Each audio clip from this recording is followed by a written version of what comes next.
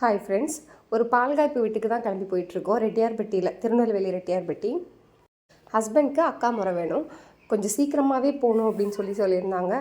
ஆனாலும் நாங்கள் கிளம்புறதுக்கு 8 மணி ஆயிடுச்சு. பால்காய்ப்பு டைம் 8:30க்கு அப்புறமா தான் போட்டிருந்தாங்க. ஆனால் நாங்கள் போய் சேர்கிறதுக்கு எப்படியும் ஒரு 9:30 அந்த மாதிரி ஆயிடுச்சு. அப்போ தான் வந்து ஸ்டார்ட் பண்ணவே செஞ்சாங்க. ஸோ எங்கள் வீட்டு சைட்லேருந்து 2 வாழைத்தாறு, அப்புறம் ஒரு பெரிய பாத்திரத்தில் அரிசி, உப்பு எல்லாமே போட்டு கொடுப்பாங்க அப்படின்னு சொல்லியிருந்தாங்க. அதெல்லாமே வந்து கொண்டு போயிருந்தோம். ஹஸ்பண்டும் நானும் மட்டும் ஃபஸ்ட்லேயே முன்னாடி போயிட்டோம். அவங்க எல்லோரும் பின்னாடி தான் கிளம்பி வந்தாங்க காரில். அவருக்கு கொஞ்சம் டைம் ஆயிடுச்சதுனால கொஞ்சம் ரொம்ப நேரம் நிற்கல, கொஞ்சம் நேரம் மட்டும் நின்றுட்டு அப்படியே கிளம்பிட்டார். மத்தியானம் வந்து ஜாயின் பண்ணிக்கிறேன் அப்படின்னு சொல்லிட்டாங்க.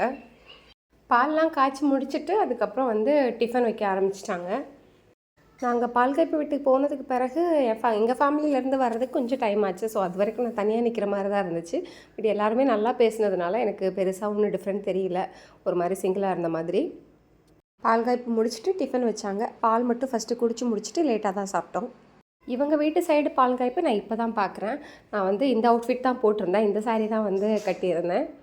கொஞ்சம் நேரம் இருந்ததுக்கு பிறகு லஞ்ச் வச்சாங்க. லஞ்ச் வந்து எனக்கு பிடிச்ச மாதிரியான ஒரு சைவ சாப்பாடு.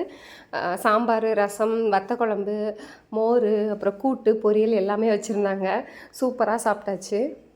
சாப்பிட்டு முடிச்சுட்டு அவங்களோட வீட்டில் ஒரு சைடில் வந்து செடி மரம்லாம் நிறையா வச்சுருந்தாங்க. அங்கே நின்று நிறைய ஃபோட்டோஸ்லாம் எடுத்தோம். ஆக்சுவலி பலா மரம்லாம் நின்றுச்சு. ஹைப்ரிட் தான் சொன்னாங்க. சீக்கிரமே வந்து நிறைய காய் தொங்குச்சு. பார்க்குறதுக்கு ரொம்ப அழகாக இருந்துச்சு. அந்த தோட்டமே பார்க்குறதுக்கு ரொம்ப க்ரீனிஷாக சூப்பராக இருந்துச்சு. அப்புறம் கீழே நிற்கிற அந்த சுத்து நான் வெத்தலைன்னே நினச்சேன். ஆனால் அது வெத்தலை இல்லை போல், திப்பிலி அப்படின்னு சொன்னாங்க. அதில் வந்து குட்டி குட்டியாக அந்த பூ மாதிரி இருக்குல்ல, அதுதான் வந்து திப்பிலியா. இது மாதிரி நிறைய மருந்து செடிலாம் வந்து டிஃப்ரெண்ட்டாக வச்சுருந்தாங்க. வீடு ஸ்டார்ட் பண்ணுறதுக்கு முன்னமே வந்து இடம்லாம் கொஞ்சம் ஒதுக்கி செடி வைக்க ஆரம்பிச்சிட்டோம் அப்படின்னு சொல்லியிருந்தாங்க. அழகாக இருந்துச்சு. அப்புறம் இந்த லீஃப் வந்து பிரியாணிக்கு போடுவோம் இல்லையா, பே லீஃப், அதோட மரம் மாதிரி நிறையா இருந்துச்சு.